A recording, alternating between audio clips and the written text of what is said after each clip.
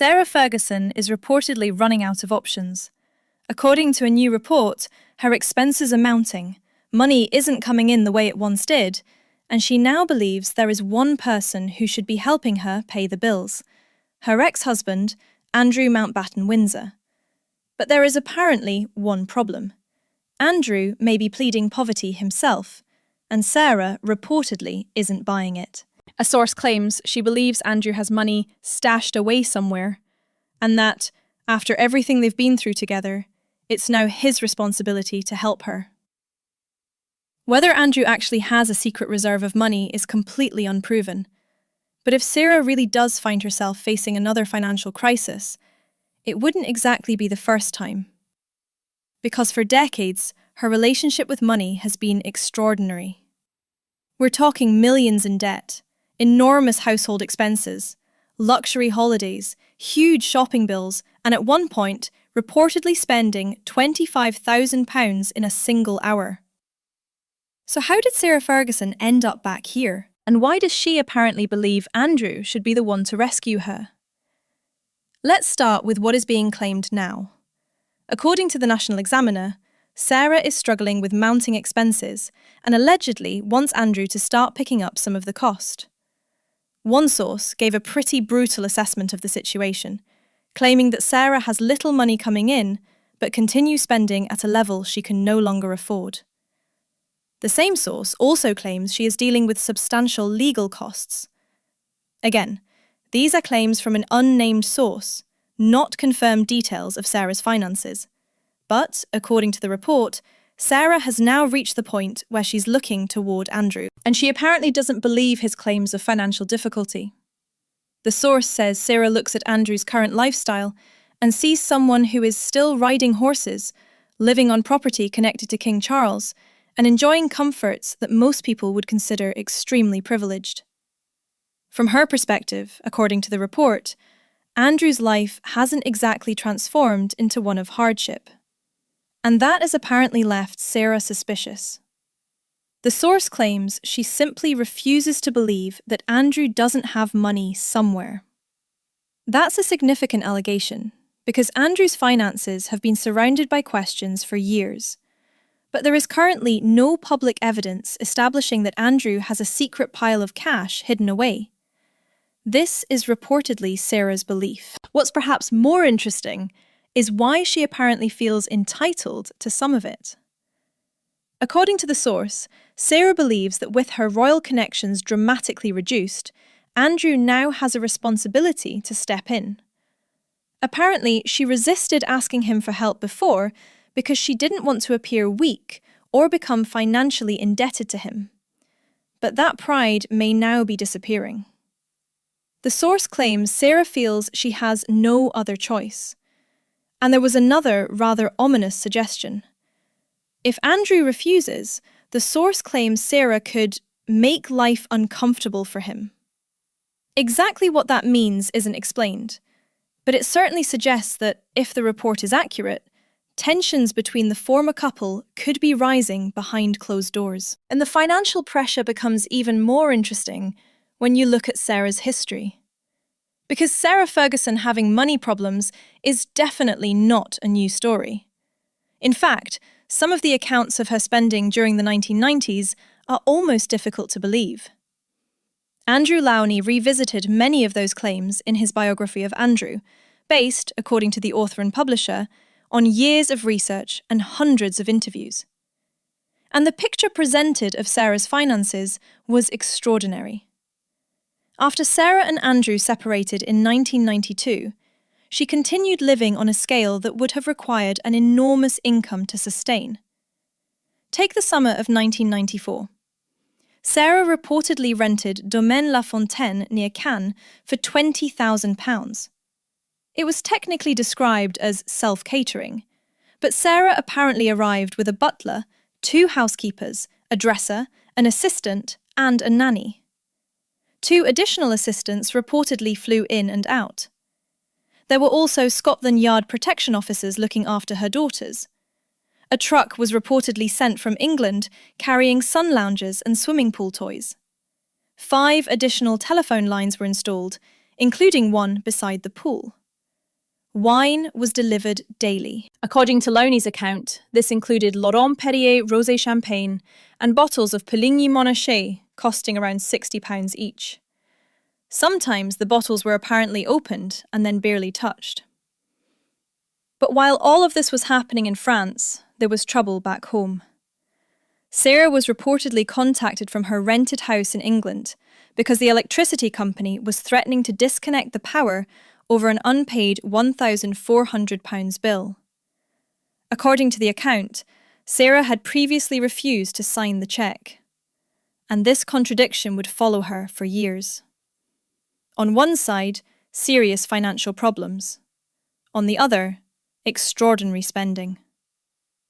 Around the same period, Sarah had become interested in competitive show jumping and reportedly bought a top-class horse named Heather Blaze, hoping to represent Britain at the Olympics. The money reportedly came from businessman Clive Garrett, founder of the Red Devil energy drink company.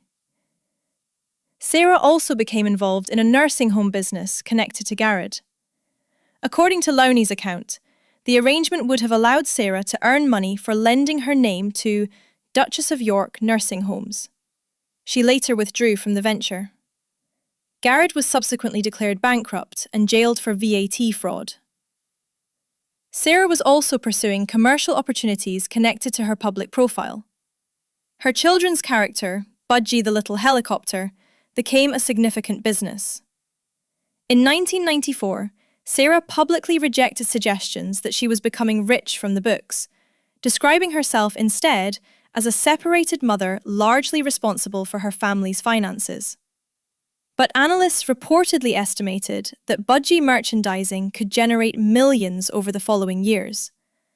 Dozens of companies had licensed rights. And Sarah kept spending. In 1995, she moved into an 8-bedroom property sitting on 12 acres. It reportedly came with an outdoor swimming pool, tennis court, guest cottage, and chauffeur's flat.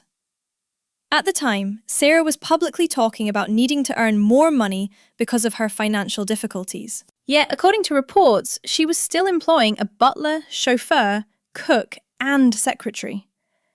Her telephone bills alone were reportedly around £16,000 a year. Her rent was £6,000 a month, and the reported staff bill? £32,000 every month. Then there was the shopping. According to Lowney's account, Sarah spent around £25,000 on clothes, shoes, and handbags in a single week.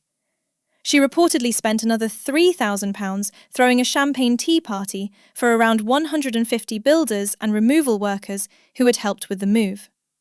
There were also questions surrounding some of Sarah's charitable activities. A Weldon Action investigation alleged that money intended to help Romanian orphans had been heavily reduced by expenses associated with Sarah's involvement. Her American charity, Chances for Children, also faced scrutiny. According to records cited in reports at the time, less than half of £110,000 donated to the organisation went directly toward helping sick children during the period examined. Over 6 months, wages and expenses reportedly totalled £58,500, compared with around £40,000 in charitable donations. There were also allegations that charity staff were being asked to handle personal tasks for Sarah, including finding perfume and arranging meetings with beauty professionals and fortune tellers. Sarah's charitable foundation also claimed to have supported an orphanage in Cairo called Littlest Lamb, but the orphanage's director later alleged that the promised money never arrived. These allegations became part of a much larger question surrounding Sarah. Where did the charity work end and the commercial Sarah Ferguson brand begin? By November 1995, the financial situation had apparently become extremely serious. Sarah herself acknowledged debts exceeding £3.7 million. At another point, she allegedly owed her hairdresser £40. That's what made Sarah's finances so bizarre. She could reportedly owe someone £40 while simultaneously spending thousands somewhere else. One month, she allegedly spent £14,000 with a London wine merchant. She was also travelling constantly. Puerto Rico, Bermuda, Switzerland, Hong Kong, Poland, and repeated trips to America, where she reportedly stayed at New York's Carlisle Hotel. During one 3-day New York visit, Sarah reportedly required one car for herself and another just for her 10 suitcases. Her assistant was even said to have once flown on Concorde at a cost of around £5,000 simply to bring Sarah paperwork. Then her former lover and financial advisor, John Bryan, publicly broke down what he claimed Sarah was spending. According to Bryan, her annual expenditure was approximately £860,000. Around £300,000 went towards staff, £150,000 on gifts, £50,000 on flowers, another £50,000 on parties, £150,000 on travel, and £100,000 on clothes. That clothing budget reportedly included one particularly memorable trip to Bloomingdale's. Sarah allegedly spent £25,000 in 1 hour. And then there was the staff. At one stage, Sarah reportedly employed a cook, driver, maid, butler, dresser, nanny, 3 secretaries, personal assistant, lady-in-waiting, 2 gardeners, a flower arranger, and even a dog walker. That has really been the pattern throughout much of Sarah Ferguson's adult life. Financial crisis, then a new opportunity, another crisis, another deal. Books, television appearances, interviews, endorsements, speaking engagements, and business ventures have all provided income at various points. And yet the money problems never seem to disappear for very long. Which brings us back to Andrew. If the latest report is accurate, Sarah may now believe her next financial rescue shouldn't come from another book deal, television appearance, or wealthy friend. She thinks it should come from him. But after decades of extraordinary spending, multi-million-pound debts, royal bailouts, and one financial controversy after another, Sarah Ferguson may once again find herself confronting a problem that has followed her for most of her public life. Let me know what you think in the comments. Should Andrew be financially supporting Sarah still? Do you think he even has the funds for that?